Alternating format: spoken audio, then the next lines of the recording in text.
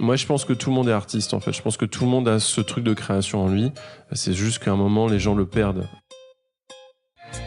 Bienvenue sur Nouvelle École, le podcast pour sortir des sentiers battus où je vais à la rencontre des passionnés qui choisissent leur vie.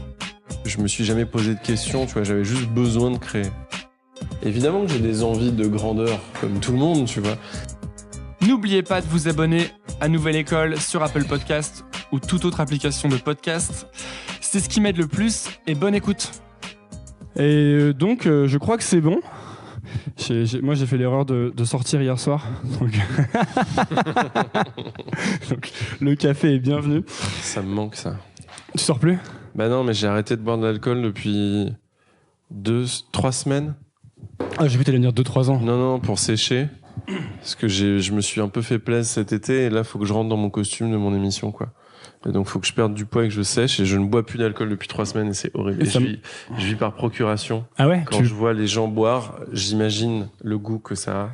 C'est horrible. Ça te manque ? Ouais, de ouf. Et t'imagines, tu leur demandes leurs histoires de soirée ? Ouais, puis je sors pas, tu sais, pour pas bouffer gras, pour pas bouffer de la merde et tout. Donc, je suis comme un moine guerrier, là, pendant 4 mois, c'est horrible. Ouais, mais en fin de compte, ça fonctionne bien, non ? Moi, j'essaie de moins boire en ce moment pour ça marche. Hein. Pour bosser. Ouais. Ça marche plutôt bien, non ? C'est un peu horrible. Ouais. Et bah du coup, salut, Monsieur Poulpe. Bonjour, tu me serrais la main ? Non, je voulais... J'ai pas compris le move. Non, c'était le move vers le chien, D'accord. qui est trop mignon. C'est Gordon. Cette interview sera accompagnée de Gordon. Salut Gordon. Et donc, Monsieur Poulpe, bienvenue sur Nouvelle École. Je sais pas comment te définir, parce qu'en fait, vu que tu fais énormément de choses différentes... Tu dis quoi aux gens qui te disent le nom. Qu'est-ce que tu... D'où le blaze, hein, finalement. Ouais. J'ai vu que ça venait de là. Ouais. C'est vieux, non ? C'est un vieux blaze ? Ça date du collège, ouais. Monsieur Poulpe date du collège. Après, comment me définir ? Je sais pas. Moi, j'aime bien dire un truc, mais ça fait. En fait, ce mot-là ne veut plus rien dire. Mais j'aime bien dire que je suis artiste. Mais ah ouais, tu dis vraiment ça ? À notre époque, là, maintenant, je crois que ce mot ne veut plus rien dire. Quand on dit artiste, je pense qu'on pense à un mec dans un atelier qui peint avec ses couilles et que personne s'intéresse à lui, tu vois, je crois qu'il y a un truc un peu comme ça.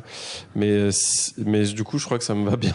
Il y a pas aussi un côté où moi j'ai l'impression que j'oserais pas dire je suis artiste parce que j'aurais l'impression que tu sais du coup c'est genre dire que ce que tu fais c'est trop stylé. C'est de l'art. Ouais. C'est ça. Ah, ouais. Parce que je fais de l'art. Ben je pense, mais là c'est mon ego, hein. Je pense que je fais de l'art. Après il est dégueu, mais c'est important qu'il existe aussi cet art-là. En quoi il est dégueu ? Bah, je fais quand même beaucoup de choses qui sont quand même au niveau du caca ou du sexe ou de l'humour un peu trash. Mais je pense que c'est important d'avoir cette fenêtre-là aussi, tu vois, vers l'autre art.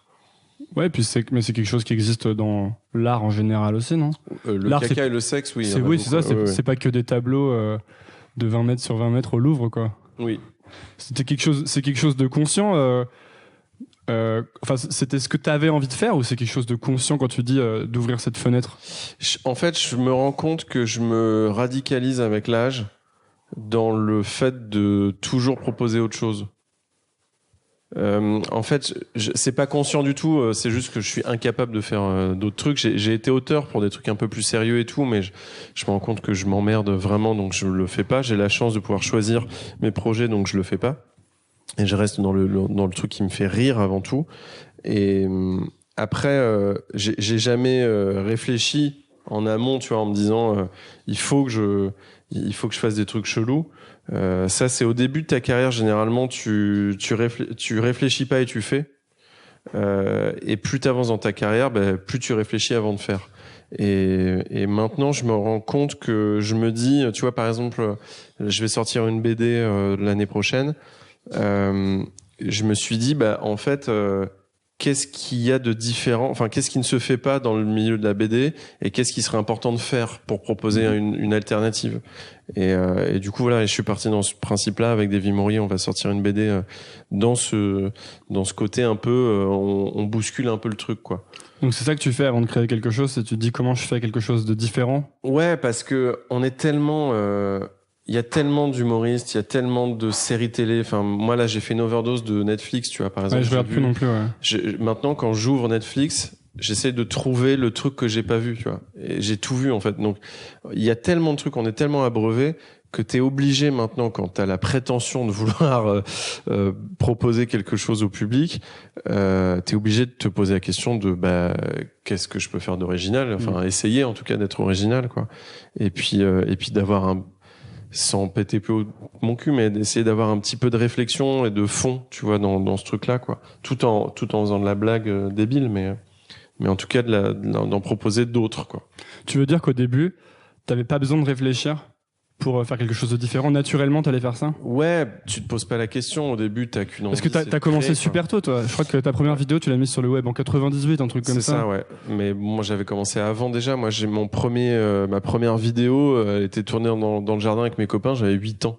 C'est mon premier... on peut pas dire court-métrage. Et vous faisiez quoi? C'était quoi cette vidéo? Moi, en fait, je viens vraiment des films d'horreur et des films d'action des années 80, donc c'est vraiment, c'était que des trucs comme ça avec des effets spéciaux tout pétés avec du ketchup, et dès le début, ça a été des films d'horreur nuls, tu vois. Et après, je suis toujours resté dans ce truc-là, moi. Je suis toujours resté dans ce truc de genre, tu vois, de cinéma de genre, même quand tu vois tous mes sketchs du studio Bagel, c'est des trucs avec des serial killers, des aliens, des machins, des trucs. Donc je suis toujours resté dans ce truc-là.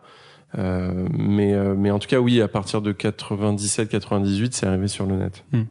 Et donc, au début, c'était vraiment naturel, quoi, dans le...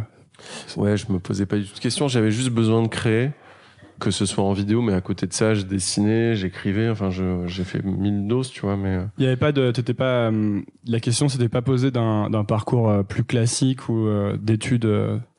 Non, j'ai arrêté les études j'ai pas mon bac, moi, j'ai arrêté au niveau du lycée, pour être graphiste web, freelance. Ah ouais, en freelance? Ouais. Et à l'époque, en fait, tu pouvais.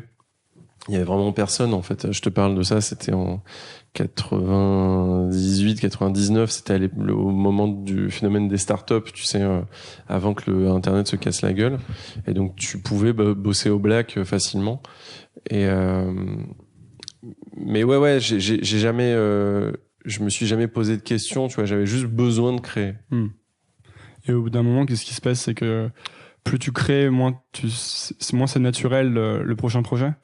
Non, en fait, ce qui se passe, c'est que tu grandis et t'as des besoins. Donc après, tu te dis, il faut que je crée, mais avec de la thune. Tu vois, c'est juste ça le truc. Après, faut créer intelligemment pour pouvoir en vivre. C'est plus ça. Alors vas-y, c'est quoi créer c'est une vraie c'est une vraie question que je me pose beaucoup de.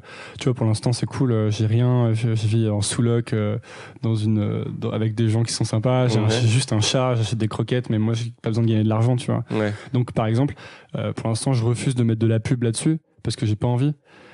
Mais en fait, je sais bien que, enfin, je critique pas les gens qui mettent de la pub parce que je sais bien que si j'avais, par exemple, ne serait-ce qu'un stagiaire, ou je sais pas, si j'avais besoin de manger pas que des pâtes, faudrait que je mette de la pub parce que j'aurais pas d'autres moyens vraiment. Alors déjà, est-ce que à Nouvelle École, t'as des propositions de pub? Ouais, j'en ai eu. Ouais. Ah merde, je pensais te vanner. Ok, t'en as.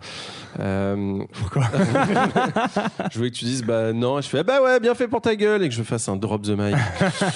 Non, écoute, moi je pense que tu devrais prendre de la pub. Ça te permettrait de, par exemple, je sais pas, avoir des meilleurs micros, avoir du meilleur matos, je dis n'importe quoi. Je sais pas, hein. Ouais. En fait, le truc, c'est dans toutes les carrières artistiques du monde, de l'histoire de l'humanité, c'est que tu commences et t'as un deuxième job. Moi, je pense que tout le monde est artiste, en fait. Je pense que tout le monde a ce truc de création en lui. C'est juste qu'à un moment, les gens le perdent. Tout le monde dessine, tous les enfants dessinent. Et puis à un moment, tu poses ton cahier, puis tu vas aller rouler des pelles à Stéphanie au fond du bus, tu vois, et tu t'intéresses à autre chose. Mais tout le monde est artiste. Il y en a qui gardent ce truc-là et qui continuent, mais qui, pour vivre, sont obligés d'avoir un deuxième job. Il y en a beaucoup qui font ça, et il y en a beaucoup qui continuent comme ça jusqu'à la fin de leur vie et qui ont ce besoin de créer, tout en gardant un job et que ça prenne pas de place. Et puis t'as les autres, ceux que tu vois qui sont maintenant des gens connus ou non, mais en tout cas qui en vivent pleinement. Il y a un moment où tu te dis merde, en fait, faut que je lâche tout, faut que je lâche ma vie d'humain et que je me donne les moyens de vivre de ça. Et là, tu abandonnes ton job et tu te donnes les moyens et tu dois en vivre. Donc, c'est là où la thune arrive. Et c'est là où tu te dis, il faut que ma création, je la fasse de façon à ce qu'il y ait de la thune et que je puisse en vivre pour le faire. Et là, il y a plein d'histoires différentes, tu vois, il y a plein de trajectoires différentes, mais comment, est-ce que par exemple, toi, tu vas plutôt avoir tendance à séparer les projets qui vont ramener de l'argent et les projets qui sont purement créatifs, ou est-ce que tu vas mixer dans un projet, enfin, tu vois, est-ce que tu vas faire des projets qui, du coup, potentiellement sont vendables et peut-être sont pas exactement artistiquement ce que tu avais en tête? Non, mais par exemple, tu vois, moi j'ai la chance que maintenant tous mes projets ils soient vendables, tu vois, parce que je me suis fait un nom et tout, donc c'est beaucoup plus simple. Mais par exemple, j'ai dans un coin de ma tête, j'ai 2 ou 3 trucs où je rêverais de les faire, mais je sais que c'est impossible de trouver du financement et ça coûte cher à financer. Et du coup, je le fais pas et je suis frustré artistiquement quand je pense à ces trucs-là. Mais à côté de ça, j'ai plein d'autres trucs qui m'éclatent, tu vois. Mais il y a des trucs où je sais que le problème, c'est que c'est même pas une question de financement. C'est je sais que même le public me suivrait pas, tu vois. C'est que ça serait juste pour me faire kiffer moi une série française avec des ninjas qui se battent contre des vampires. Je pense qu'on serait 500 à aimer regarder ce truc-là en France, mais c'est tout, tu vois. Tu crois que maintenant t'es sûr de ton coup quand tu penses que le public te suivra pas, par exemple? Ouais, je sais, j'ai assez roulé ma bosse dans le chelou pour savoir quand c'est trop chelou. Parce qu'il y a aussi le côté où est-ce que c'est pas parfois quand tu dis que c'est juste pour te faire kiffer, est-ce que c'est pas parfois quand tu fais justement que pour te faire kiffer, que tu sors des trucs auxquels personne n'avait pensé et où justement tu vas créer quelque chose de vraiment différent et de nouveau, un peu comme au début quand t'y penses pas, quoi. Oui, c'est sûr, c'est vrai. C'est vrai, après, il y a quand même la réalité de la diffusion, tu vois, mine de rien, on est encore esclave des diffuseurs. Alors évidemment en télé, mais surtout au cinéma et sur Internet. Tu peux plus maintenant, en 2018, tu peux plus créer une chaîne YouTube en te disant « Ok, je mets 500 000 balles et ça va marcher ». C'est pas possible. Il faut avoir un système de diffusion pour être vu et enfin, tu vois, il y a tellement de gens qui proposent du contenu. Après, tout dépend de ce qu'on appelle marché. Toi, marché, quand tu dis marché, c'est rentable financièrement, par exemple? Ou que ça devienne gros ou... Oui, les deux en fait, c'est que ça soit vu et que ça soit financé. C'est important parce que il y a quand même, enfin, tu vois, avant quand j'ai commencé et que je faisais mes premières vidéos sur le net, évidemment, ou même sur No Life, évidemment, tous les techniciens, tous les gens qu'on ne voit pas à l'image n'étaient pas payés et le faisaient pour l'amour de l'art. À partir du moment où tu avances, mais ça, tu peux pas le demander à ces gens-là. Tu peux pas demander gratuitement de revenir de 800 fois. Il faut que les gens y vivent, tu vois. Et surtout les gens de l'ombre qu'on voit jamais, qui est un truc hyper ingrat, quoi. Et du coup, tu peux pas aussi au niveau de ton équipe, tu peux pas ne pas te dire qu'il faut que tu chopes de l'argent pour les payer. Tu vois, t'es obligé. Je l'ai fait 2 fois, tu vois, sur 2 projets. Mange mon geek et Nerds où les gens n'étaient pas payés et je me suis dit c'est pas possible, quoi, je peux pas faire ça, quoi. Donc tu l'as fait et maintenant en fait t'as intégré que tu dois trouver à chaque fois une solution t'es obligé. Commerciale en fait, t'es obligé. viable. Mais du coup ce serait obligé, mais sans non plus te vendre trop, tu vois. Il faut justement, comment tu fais ça? Parce que c'est ça qui devient compliqué, non? Il faut qu'on te fasse confiance. Il faut que les gens qui te donnent l'argent te fassent confiance et se disent je prends ce mec-là parce que c'est lui et parce que je sais qu'il va faire un truc de qualité mais chelou et voilà, et je lui fais confiance. Et il faut prouver ta valeur, tu vois, aux yeux des décideurs pour ensuite avoir la liberté. Mais comme tu disais, quand tu disais qu'on est encore un peu esclave des diffuseurs, par exemple, forcément, quand tu as quelqu'un qui rentre dans un projet et qui, par exemple, met l'argent ou distribue le projet, il va avoir son mot à dire. Et donc, j'imagine que tu rentres, quoi qu'il arrive, dans des sortes de compromis parfois. Mais heureusement. Comment tu fais pour pas là-dedans... Enfin, la ligne, elle doit être très floue de quand est-ce que tu as l'impression que tu perds un peu ton projet, tu vois? Heureusement que ceux qui financent donnent leur avis, parce que sinon ça serait fou, tu vois, tiens, je te donne 1 million et puis je m'en fous. Enfin, tu vois, ça n'existe pas. Donc moi je préfère, tu vois, des gens qui me financent. Ça veut dire que déjà ils ont bon goût, tu vois, déjà, ça veut dire qu'ils me font confiance, donc c'est des gens bien. Mais du coup, comme c'est des gens bien, je trouve ça important d'avoir leur avis, quoi. Ensuite, à quel point est-ce que tu peux laisser rentrer des gens dans ton idée, c'est à toi de l'estimer. Moi, par exemple, il y a 5 ans, j'étais sur un long métrage que j'écrivais, où je devais le réaliser, genre le premier rôle et tout. Et puis on est arrivé à un stade du développement où ça me correspondait plus. Et j'ai dit, non, en fait, on le fait pas, quoi. Il y a 5 ans, j'aurais pu sortir un film au cinéma qui était avec moi. Enfin, j'aurais pu gagner beaucoup d'argent et tout. Et je me suis dit, ça me fait chier. Je veux pas déjà me trahir, tu vois. Donc, j'ai préféré arrêter tout le truc. Ça faisait longtemps que tu bossais dessus? Non, ça a fait, 2 ans. C'est difficile de prendre ce genre de décision? Ça fait chier. Ouais. Ça fait chier parce que tu te dis merde, tu vois, mine de rien, t'as quand même le petit démon sur l'épaule qui dit mec, quand même, prends la thune, t'auras de la presse, t'auras de la Pourquoi? promo, Parce que si tu fais un film, c'est très bien payé? Ouais, forcément, c'est mieux payé que quand, par exemple, tu fais un podcast sur les règles. C'est un exemple. Ouais. Est-ce que à un moment, peut-être plus tôt dans ta carrière, t'avais une espèce de romantisme de justement, tu sais, quand tu parles de des projets comme Nerds où tu payais pas les gens et du coup il y avait aucun compromis et c'est ta vision artistique totale. Est-ce qu'il y a eu une époque où tu te disais que ça allait être toujours comme ça ou pas? Non, je me sentais hyper mal en fait de voir autant de gens me suivre sans être payé, parce que je connais, tu vois, la réalité quand même. Il faut quand même payer son loyer. Donc on parle beaucoup de thunes dans cette interview. En fait, les épisodes sont à l'image de. Ok. Non, je sais pas. Mais non, c'est parce que j'en ai pas. C'est une problématique du moment. Ok. Mais on en parle après. Mais en tout cas, non. Tu veux faire de la pub sur Nouvelle École? Si tu veux. Tu recrutes? Tu veux que je fasse quoi comme pub? Tu veux que je fasse des tweets en disant abonnez-vous Non, tu pourrais passer en pré-roll de Nouvelle École et dire que tu recrutes, par exemple. Ah, ok. Et me donner de l'argent. Ok. Donc je te paye pour dire que je recrute, par exemple. Ok, on en parle après. Pour l'instant, c'est un bon deal. Je t'avoue que je suis assez appâté. Non, mais en tout cas, il y a aucun romantisme. J'étais plutôt plus dans la culpabilité qu'autre chose. Et puis dans une frustration de dingue, c'est que tu vois, tu fais avec les moyens du bord. T'as 15 casquettes sur le tournage. T'es auteur, réal, monteur, comédien. Enfin. Tu vois, tu peux pas faire les choses bien, tu te dis putain, ce mec qui est déguisé en monstre avec un sac à balles sur la tête et des tongs, franchement, s'il y avait un petit peu plus de budget, ça serait vraiment plus cool. Et tu vois, il y a tout un truc de frustration, les lumières, les machins. Moi, Nerds, c'est 4 saisons de frustration. Ah ouais?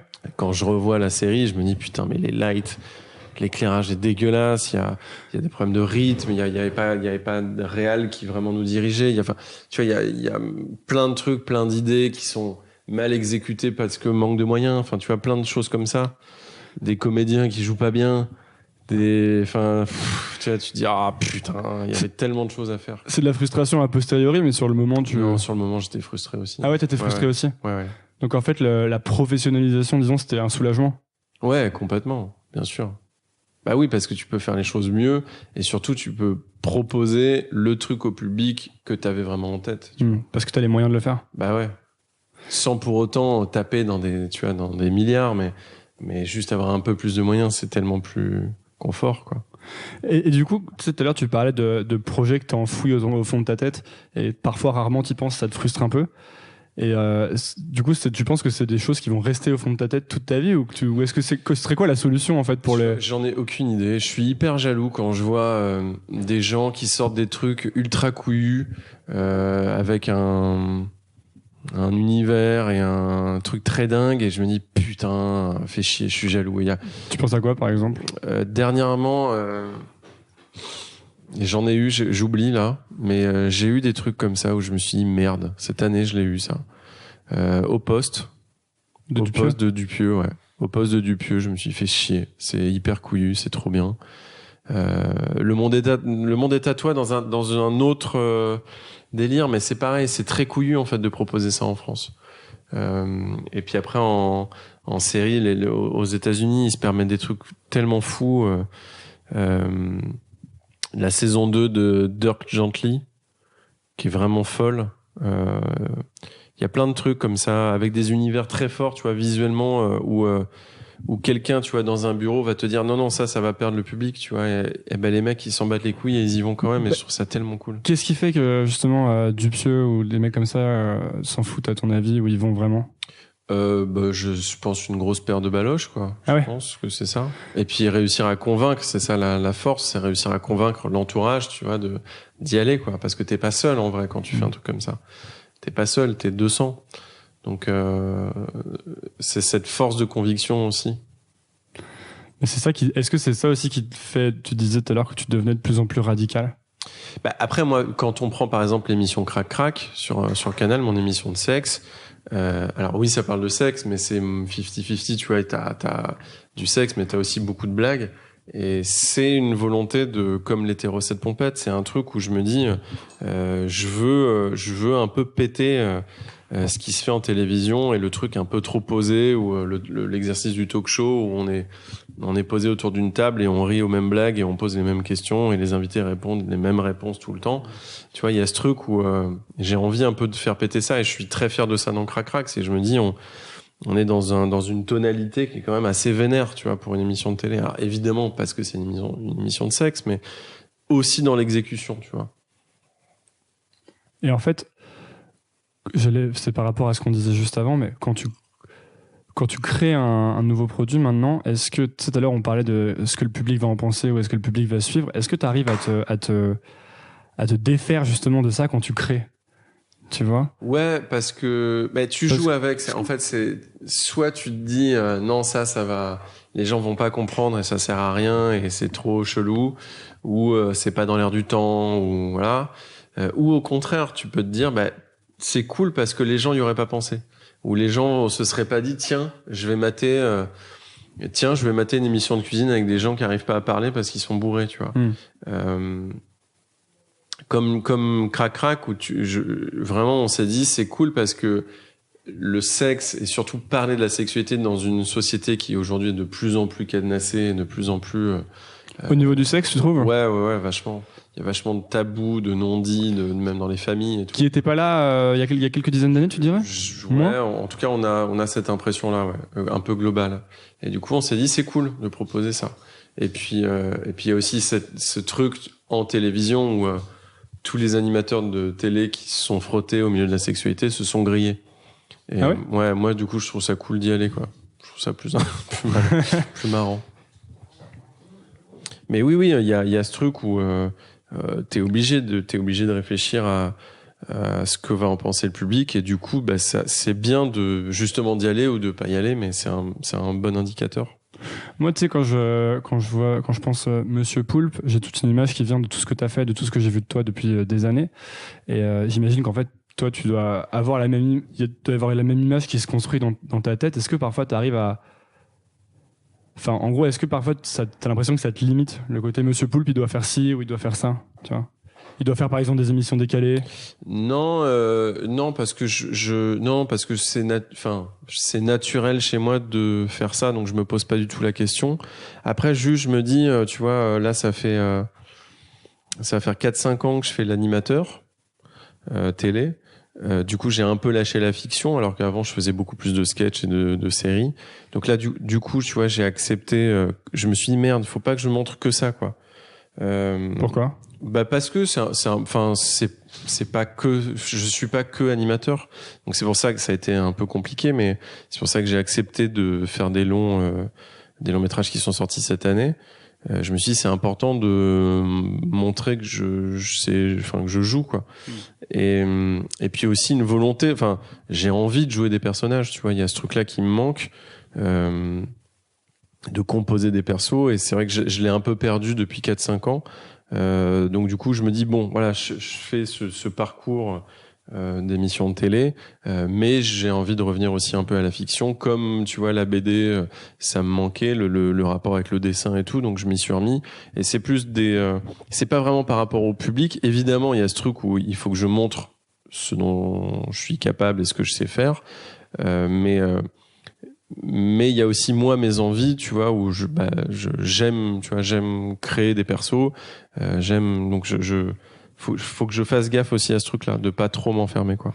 Et justement, tu sais, depuis, il y a ton surnom Poulpe du fait que tu fasses beaucoup de choses, et depuis le début, tu fais beaucoup de choses différentes. Et est-ce qu'il n'y a pas un moment où tu t'es dit qu'il y avait un truc que tu préférais largement aux autres et que tu avais envie de faire surtout ça? Non, en fait, j'ai toujours besoin d'avoir plusieurs trucs en parallèle, plusieurs projets en parallèle.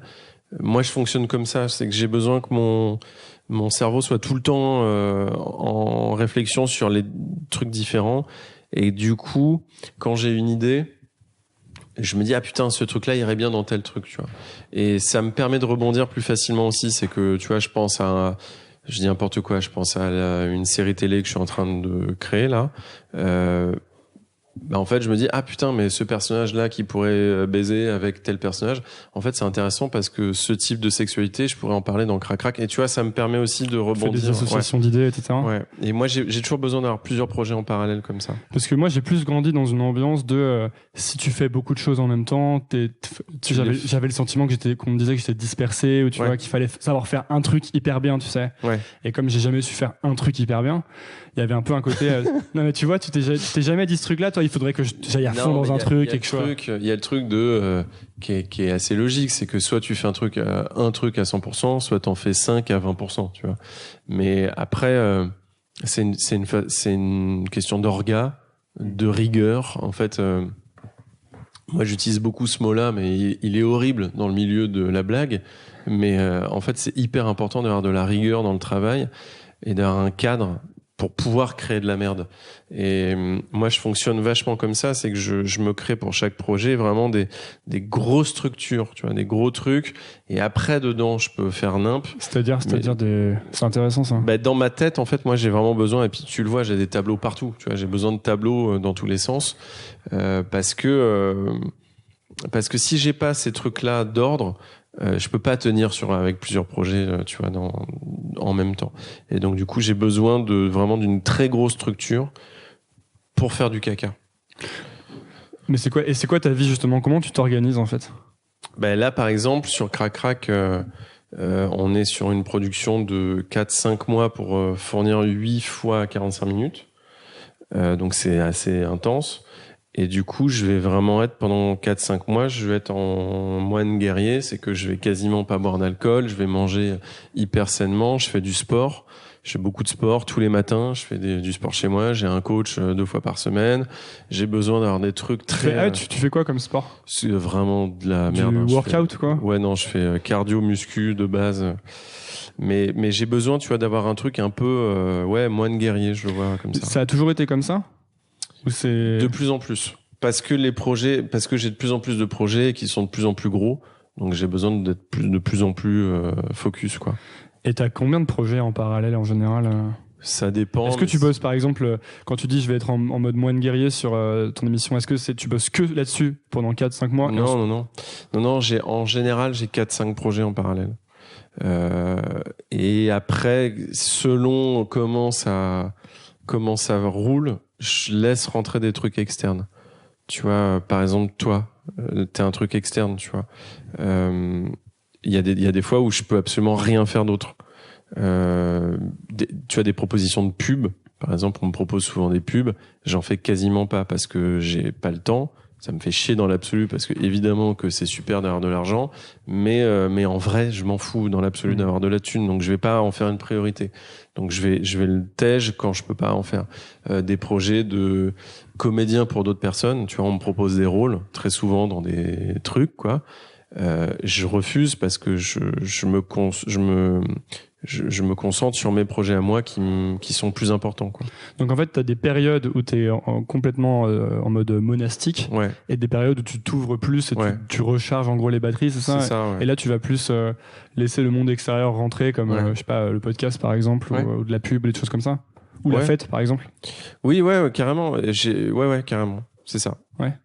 T'as bien résumé ma vie. Et quand t'es dans ce mode justement monastique, disons, appelons-le le mode monastique. Moi, j'appelle ça moine guerrier, mais ouais, okay. C'est ça.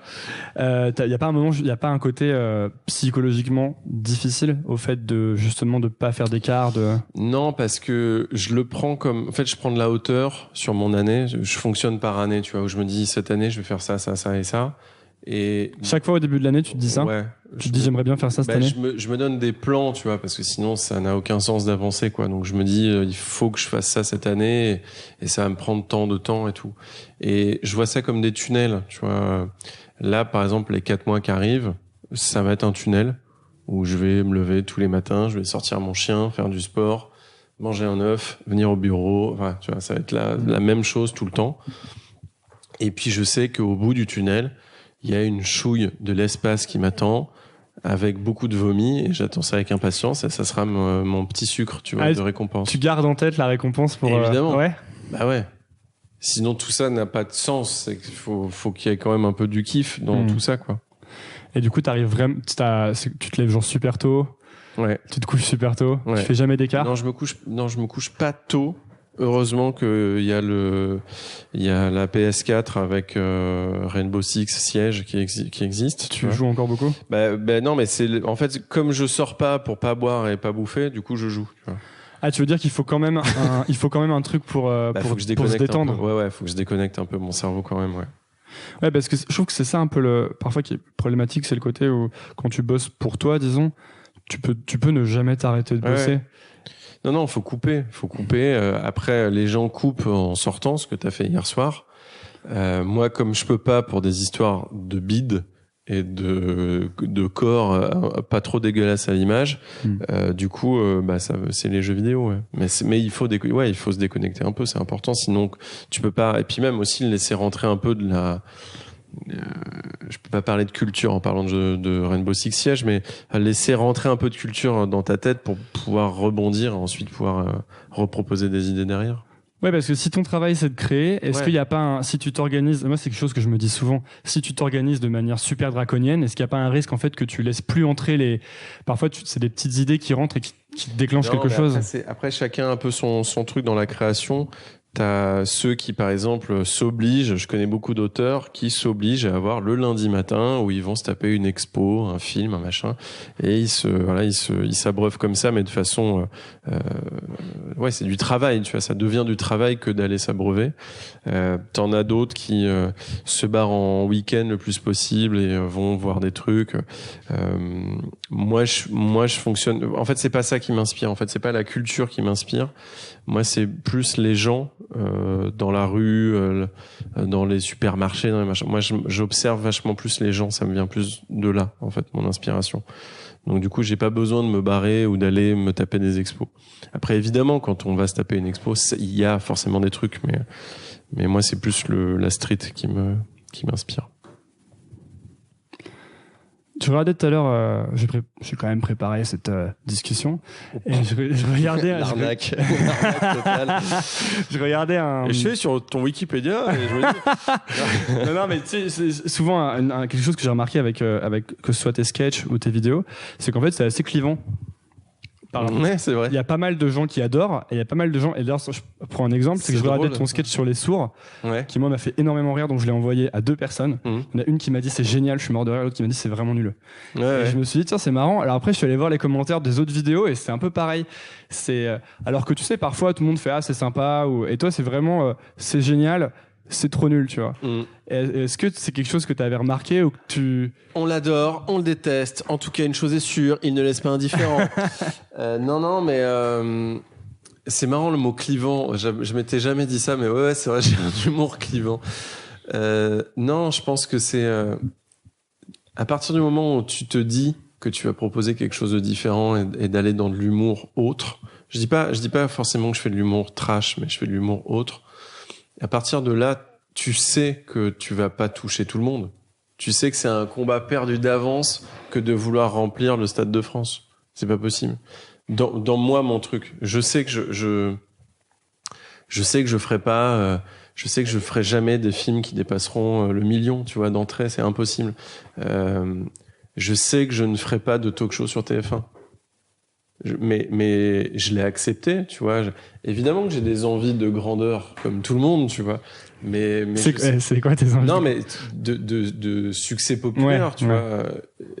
Je pense que l'artiste qui dit non, je veux pas que les gens, reste chez toi et fais pas chier, tu vois. Mais donc non, je sais que j'aurai jamais de grands succès populaires, mais au moins je sais que les gens qui vont aimer mon travail vont le kiffer, tu vois, et vont se dire ah putain c'est cool, c'est cool, c'est différent, c'est cool. Et du coup, je me dis que j'ai le meilleur public du monde. Parce que ça veut dire que j'ai un public qui sait faire la part des choses. J'ai un public qui sait prendre de la hauteur, qui sait comparer les choses. Et qui, du coup, sait accepter et rire de ça. Et du coup, je me dis, c'est chambé. J'ai les meilleurs gens du monde qui me suivent. Donc, j'ai beaucoup de chance, en fait. Donc, ça me va. C'est cool. Ouais, c'est presque même un bon indicateur, non, dans le sens où s'il y a des gens qui détestent, c'est qu'il y a vraiment quelque chose qui est là. Non, après, je fais pas des choses pour qu'on me déteste. Non, bien sûr, c'est pas ce que je disais, mais tu vois, le côté... Après, je me dis, je comprends. Je me suis fighté avec une meuf, je réponds jamais en plus à ça, mais il y a une meuf qui m'a envoyé un message privé sur Instagram, qui me disait, qui m'a sorti un truc. En plus, c'est horrible parce que quand on me sort des références à ce que je fais, j'ai fait tellement de trucs que je m'en rappelle pas, en fait. C'est un peu... horrible. Et elle me dit cette blague sur les roues, machin. Je me rappelle pas avoir fait cette blague sur les roues, mais je l'ai fait sûrement. Et elle me dit c'est injuste, on en a marre d'être discriminé. Et je lui dis mais meuf, dans l'absolu, évidemment, t'as raison, évidemment, mais ton message il est complètement con. Je suis désolé, mais ne va pas dire ça à moi. C'est tellement pas la bonne personne à qui dire ça. Tu peux le dire à plein de gens, mais moi, c'est mon taf, en fait, de faire ça. De faire de la blague. Je fais pas de la blague exprès qui se moque des différences. Je pense qu'on est tous différents, donc c'est juste des blagues, tu vois. Ça va être une blague sur un roux, comme sur un Renoir, comme sur un mec qui a un grand nez, comme sur un mec qui a un pantalon trop court. On a tous des différences à tous les niveaux, donc évidemment que des gens vont pas être contents de ce que je fais et c'est normal puisque je fais des trucs qui je fais pas de l'humour moqueur mais oui ça se moque tu vois et donc typiquement le sketch sur les sourds en fait je me suis dit quand j'ai eu l'idée de ce sketch là de ce personnage là en fait je me suis dit mais c'était à l'époque où je voulais faire un spectacle de stand-up et en fait ça demande trop de temps et j'ai pas le temps de le faire bien donc j'ai 4 sketchs tu vois sur 1 heure et j'ai vu beaucoup de stand-up à un moment parce que je me suis intéressé à ce truc-là et je me suis rendu compte que tu vois sur un gala de 10 humoristes, je l'ai constaté la première fois que je suis monté sur scène tout seul en fait pour un sketch. Sur 10 humoristes, il y avait 8 mecs qui faisaient du stand-up qui parlaient de la branlette. Il y avait une meuf qui faisait un sketch pour parler de je sais plus quoi et moi je faisais un personnage qui vomissait sur scène. Et je me suis dit, en fait, j'ai tellement pas ma place dans ce truc-là qu'il faut que, en fait, j'essaye pas de faire du stand-up, je sais pas le faire. Et du coup, je me suis dit, il y a un truc qui ne se fait pas et qui n'existe plus, et qui est même devenu un peu ringard, c'est les personnages. Tu vois plus de personnages sur scène. Et donc, je me suis dit, je vais faire un personnage, et autant aller jusqu'au bout. On ne se moque pas du handicap sur scène, c'est très mal vu. Donc, je me dis, l'exercice est hyper intéressant de jouer un handicapé, et de jouer du handicap, et que cet handicapé déteste les handicapés, tu vois. Et je trouve ça intéressant de faire un sourd, de jouer sur le fait que un sourd en stand-up, ça ne peut pas fonctionner parce qu'il n'entend pas les rires du public, il n'entend pas. Donc je trouve ça, en fait, mine de rien, même si, en fait, il y a un peu de la réflexion là-dedans, en fait, c'est que c'est un peu injuste. En fait, le handicap marche pas forcément sur scène, certains handicaps. Et puis qu'en plus, ils détestent les aveugles, je trouve ça cool, tu vois. Donc voilà, moi après, je suis content parce que j'ai eu beaucoup de rires. C'était à Montreux quand je l'ai joué, c'est un public qui est assez difficile dans une salle qui est pas du tout faite pour de l'humour, c'est un truc de jazz à la base, donc acoustiquement c'est compliqué, et en fait j'ai eu plein de rires et tout, donc c'était charmé. Après oui, je suis allé mater sur le YouTube les commentaires, et donc déjà il y a des gens qui pensent que je suis vraiment sourd. Ensuite, il y en a d'autres qui disent waouh, quel courage pour quelqu'un sourd de monter sur scène. Non, puis il y en a d'autres qui disent ouais, c'est horrible de se moquer du handicap. Et oui, bien sûr, c'est horrible de se moquer du handicap, effectivement. Après, je pense qu'on peut quand même faire des blagues dessus. Mais ouais, justement, c'est pas souvent dans ces zones un peu rouges que c'est très drôle. Ouais. bien sûr. Et du coup, est-ce que ça te fait pas est-ce que t'as pas peur un peu quand tu commences à creuser proche de ces choses-là? Est-ce que tu te dis pas, justement, t'as pas peur de ça, des gens qui détestent ou des gens qui t'en veulent? Non, mais parce que non, pas du ou tout. même des gens qui seraient par exemple dans ton milieu et qui trouveraient que, tu sais, mais il y en a plein. Moi, j'ai des potes qui me disent, ah, cette blague, elle était un peu too much et tout, mais voilà, mais après, ça fait partie du jeu, tu vois. Tu peux pas monter sur scène et avoir la prétention de dire que t'es drôle et qu'en face tout le monde t'aime. C'est pas possible. Tu dois accepter ça. Ouais. Puis est-ce que ça existe du coup une blague too much? Il y en a 1000. Enfin, il y a des mauvaises blagues parce que c'est pas. Bah ouais, en fait, surtout maintenant, pas dans le sens où c'est compliqué de dire des choses vénères parce que tout le monde monte au créneau, les assos, les machins, mais surtout que tu te pointes en 2018, t'as 50 ans de blagues qui ont été faites déjà. Donc tu peux pas. Tu vois, par exemple, Tex qui fait une blague sur les femmes battues à TPMP. Moi, cette histoire, elle m'a vénère parce que on le sait en fait que c'est relou, que c'est une blague relou. On le sait. C'est pas que la blague est horrible. C'est juste que on l'a déjà entendu 15 000 fois. Ça sert à rien de monter au créneau en disant cet homme est le diable et il fait des blagues sur les femmes battues. C'est juste que cette blague est pas drôle. Voilà, c'est tout. Ça s'arrête là. Et du coup, quand tu vas dans des zones rouges, ce que tu appelles les zones rouges d'humour, où tu veux faire des blagues un peu vénères, faut pas que tu te dises je suis le mec le plus drôle du monde et je vais dire qu'une femme qui a un bleu ça va bien avec son pull qui est vert. Bon, c'est de la merde, tu vois. Il faut que tu ailles un peu plus loin et que tu te dises je vais réfléchir et je vais essayer c'est un travail, quoi. J'essaie de travailler pour trouver une blague plus cool. Parce que ça a déjà été fait et que du coup c'est devenu ringard, c'est ça? Ouais. Ouais, et puis c'est plus drôle, tu vois. Faut trouver autre chose, quoi. Est-ce que parfois t'as l'impression de refaire des trucs ou t'as peur de refaire des trucs que t'as déjà fait? Alors, parce qu'il y a les trucs que les autres ont déjà fait dans le passé. Ouais. Et puis il y a toi, quoi. Est-ce que parfois t'as l'impression que tu reprends ta recette un peu sans faire exprès, tu sais?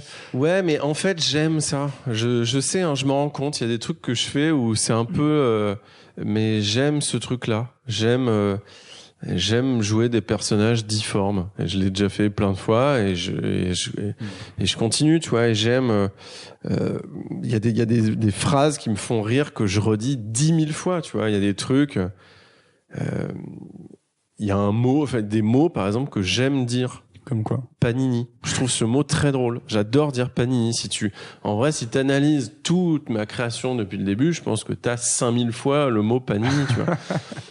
Et il y a des trucs, qui reviennent, mais je trouve ça. Alors, il y a des trucs que je fais pas exprès. Et après, je m'en veux. Je me dis merde, j'ai pas fait exprès. J'ai déjà dit ça. Et voilà. Mais je trouve ça. Même plutôt, c'est un peu mes charentaises de la blague, tu vois. Il y a des trucs que j'aime bien réutiliser, mais c'est pas des pures blagues que je réutilise, mais des ambiances, tu vois. Après, il y a la blague que je réutilise tous les ans sur Twitter pour la journée des droits de la femme, mais ça c'est autre chose. Mais sinon, non, je réutilise pas des blagues pures, je réutilise des ambiances. Est-ce que ça t'affecte ou est-ce que ça entre dans ta tête, par exemple, quand tu fais la même blague tous les ans sur Twitter? Twitter, c'est le réseau social, qui est pas le plus connu pour sa bienveillance, disons. Est-ce que le fait qu'il y ait des gens, même par exemple quand tu avais fait un tweet sur Budapest, sur parce que ça avait été la semaine donc Budapest, c'est un film dans lequel tu as joué, qui est sorti la semaine globalement du bac, de la Coupe du Monde et de l'horreur. Voilà. Et donc c'est la semaine où je crois il y a eu le moins d'entrées au cinéma de l'année. Et tu avais fait un tweet qui est un peu semi-ironique, que ça te foutait les boules, etc. Et en fait tout le monde l'a pris team premier degré. Ouais. En fait, c'est marrant parce que ce truc-là. Après, vu les retours, je pense que j'ai été maladroit sur le truc de Budapest. Je pense que la blague a pas été assez fine en disant que si c'était comme ça, j'arrêtais Recette Pompette, puisque apparemment les gens se sont sentis menacés. Ce qui est ok. Bon, donc j'avoue, je peux comprendre que j'ai mal tourné le truc, même si ça restait une blague et que vraiment les gens sont très cons. Mais après, ce truc de la journée de la femme où en gros c'est un tweet que je fais chaque année depuis 7-8 ans, je crois, où je dis chaque année, par respect pour la femme, je vais me masturber en pensant à chaque femme de la planète, qui est une blague débile, puisque du moment où on imagine un mec se branler en pensant à toutes les femmes, je pense que très rapidement, on sait que la peau va être brûlée, la peau du pénis va être brûlée. Donc voilà, c'est une blague débile. Et en fait, ce qui est intéressant, c'est que ça fait, je le dis comme chaque année, voilà mon tweet, je dis comme chaque année.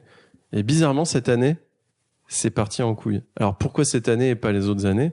Moi, mon tweet, il a jamais changé, tu vois. Ma blague n'a jamais changé. C'est les gens qui changent, en fait. Et enfin, c'est pas les gens qui changent, c'est la twittosphère change.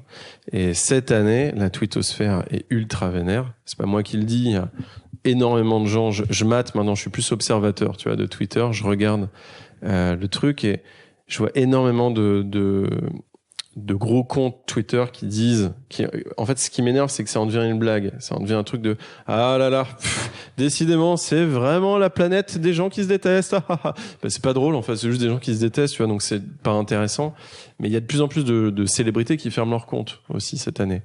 Donc il y a un vrai truc qui se passe sur Twitter. Je pense que les gens se rendent pas encore compte, mais je pense que ce média est en train d'arriver au bout de sa vie. Mais en tout cas, oui, ce tweet, moi, il a jamais changé depuis 8 ans. Et puis avant, les gens riaient. Et puis cette année, il y a... Après, il faut savoir, moi, il y a un truc qui est intéressant, tu vois, c'est que dans cet enfer que j'ai vécu d'une semaine où je me suis fait insulter sur Twitter, je crois que je me suis pris, en fait, pas tant d'insultes que ça, genre 1000 tweets, tu vois, d'insultes. Ce qui peut paraître beaucoup, ouais. Mais en fait, j'ai pris 20 000 followers. Tu vois, j'ai gagné 20 000 followers. Donc oui, il y a des gens qui gueulent, mais en fait, il y a une espèce de grosse masse invisible qui en fait trouve ça marrant et qui s'abonne à mon compte en se disant bah tiens, c'est marrant, je lirai ces autres blagues. Voilà. Ouais, mais toi, est-ce que ça peut pas à un moment presque brider ta spontanéité, puisqu'en plus c'est quand même un truc qui fait beaucoup partie de ta marque de fabrique, tu vois. Ouais, mais après de lâcher des trucs comme ça, est-ce qu'il y a pas un moment où je le fais moins. En fait, je le fais moins sur Twitter parce que je vois bien que c'est devenu un terrain de jeu un peu compliqué.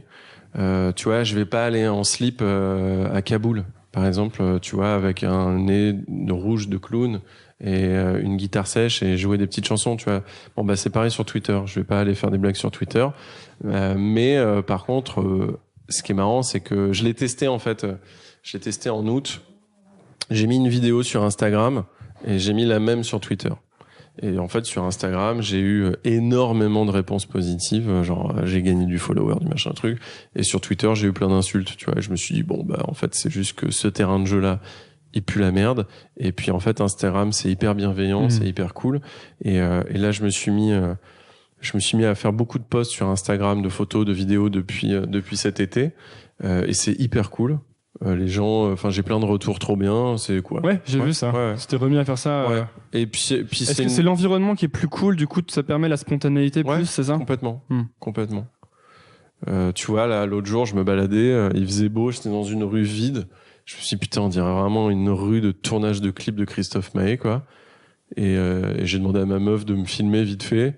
Et puis alors, je suis rentré chez moi, j'ai fait une chanson de merde, j'ai fait le clip, et puis je l'ai mis, et puis voilà, je crois que c'est à 100 000 vues, c'est cool, tu vois, 100 000 likes. Et ouais, il y a cette spontanéité-là qui est hyper agréable, et où tu sens que les gens, ils sont friands de trucs marrants et frais, et voilà, donc c'est super. C'est important de faire les choses immédiatement quand t'as je viens de là, moi, tu vois, je viens de quand tu parlais de ma première vidéo sur le net en 98, c'était ça, c'est qu'il y a cette immédiateté dont je viens, où c'est compliqué quand là je m'attelle à faire du cinéma, où tu te manges 4 ans de développement dans la gueule avant qu'un truc sorte, tu vois. Donc c'est évidemment que si en 1 heure je peux faire un clip débile, c'est vraiment cool. Comment tu définis si en fait si ça se passe bien dans ta vie, genre, tu vois? Non, mais comment est-ce que t'es satisfait ou? Moi j'ai des besoins simples en fait, donc ça va, tu vois. J'ai mon chien qui est super. J'ai un appart cool, c'est un cocon, tu vois. Moi, je fonctionne par cocon, donc j'ai mon appart, j'ai une meuf cool. J'ai pas de problème d'argent, donc j'ai pas de prétention à avoir de l'argent, mais en tout cas, j'ai pas de problème quand je veux faire mes courses. Donc voilà, ça me suffit. Donc je suis très content. Est-ce qu'il y a eu, je disais ça dans le sens, est-ce qu'il y a eu des périodes où, par exemple, tu te marrais moins? Et où tu dois changer des choses, tu vois? Ouais, bien sûr. Il y a la vie, c'est une construction, tu vois. Donc, c'est une grande partie de l'ego, en fait, la vie. Donc, du coup, il y a des moments où, j'étais pas bien et il me manquait des pièces, en gros. Mais après, j'ai dû me taper du psy 4 fois par semaine. 4 fois par semaine? Ouais, j'ai dû me taper des médocs dans certaines périodes de ma life, tu vois. Mais non, j'ai eu des phases sombres. Mais après, Pourquoi elles arrivent, ces phases sombres, en fait? Bah, c'est pour plein de raisons différentes. T'as déjà toi, et puis après t'as les trucs en face, t'as le taf qui s'écroule, des histoires de rupture, des trucs de familiaux, enfin tu vois, il y a 1000 raisons pour que une vie, c'est quand même fragile, tu vois, dans une société, c'est quand même, on dit souvent qu'on est des gens fragiles et sensibles, mais c'est vrai, tu vois, on est élevé pour être fragile et sensible. Et du coup, je parle pas élevé dans ta famille, mais dans notre société, tu vois, on est quand même très assisté et très, et du coup, ouais, tu peux vite vriller, tu vois, dans le côté sombre. Et donc après, moi, je sais que ça remonte toujours. Je sais qu'il y a toujours un moment où tu arrives au fond de la piscine et tu peux rebondir. Et puis ça passe par, quand je parle de construction, ça passe par des trucs. Moi, j'ai trouvé mon truc, tu vois. C'est du sport, c'est un chien. J'ai pris ce chien vraiment pour aller mieux, tu vois. C'est un cocon bien, un appartement, tu te sens bien. J'ai eu plein d'appartes sombres, bas de plafond. C'est des terreaux à dépression, tu vois. Donc il faut faire gaffe à ça, à ton cadre de vie, ce qui selon toi te fera aller bien. Et puis comme ça, t'avances et c'est cool. En fait, petit à petit, tu découvres les éléments qu'il faut que tu places, c'est ça? Bien sûr. Tu mets, je pense, la moitié de ta life à comprendre qui tu es et qui tu veux être, tu vois. Et c'est le chemin à qui tu veux être qui est le plus compliqué. Mais toi, tu veux être alors? Je commence un peu à arriver à qui je voudrais être. Je suis bientôt ce DJ en slip de bain à Ibiza avec un mulet. Mais une fois que t'es qui tu veux être, après tu fais quoi? Bah après le jeu c'est rester qui tu veux être. Ouais, je sais pas. Je pense qu'après c'est kiffer en fait. Ouais. Je pense que c'est kiffer. Je sais pas. Bah merci beaucoup. Attends, moi j'ai des questions. Ah vas-y. Pourquoi t'as eu l'envie de faire ce truc? Ah donc on inverse. Ouais. Ok, bah parce que justement, moi j'étais dans une période. En fait, j'ai commencé ce truc parce que je voulais monter mon projet, être entrepreneur, être indépendant, mais à l'époque je le faisais pas très sérieusement, tu vois. Et j'ai monté une boîte du coup, et j'étais là. Et en fait, j'étais pas du tout heureux dans ce que je faisais, ça me ressemblait pas, tu vois. Et j'ai tout quitté, j'étais dans une relation amoureuse qui marchait pas, c'est un truc ça marchait pas, j'étais très mal. Et en fait, à ce moment-là, j'avais vraiment besoin d'aller poser des questions aux gens pour qui avaient l'air quel âge à ce moment-là? Ah bah non, mais c'était il y a 2 ans, donc j'avais 24 ans. D'accord. Et d'aller voir les gens qui avaient l'air d'avoir des vies cool et justement de faire ce qu'ils aimaient.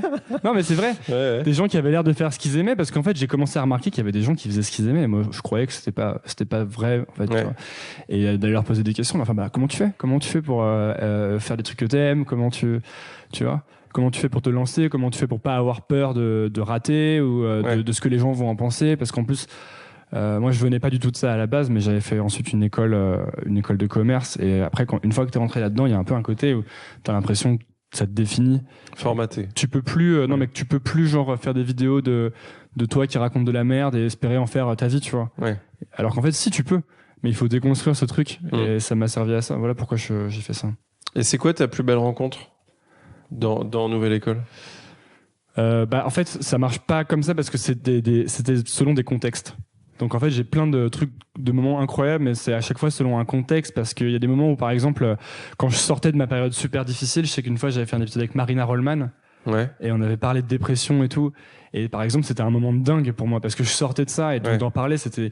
Après une fois j'ai interviewé Gringe, tu sais le pote d'Orelsan, et juste j'étais trop fan de Gringe et d'Orelsan en grandissant, donc c'était un moment de dingue, tu vois, mais pour des raisons différentes.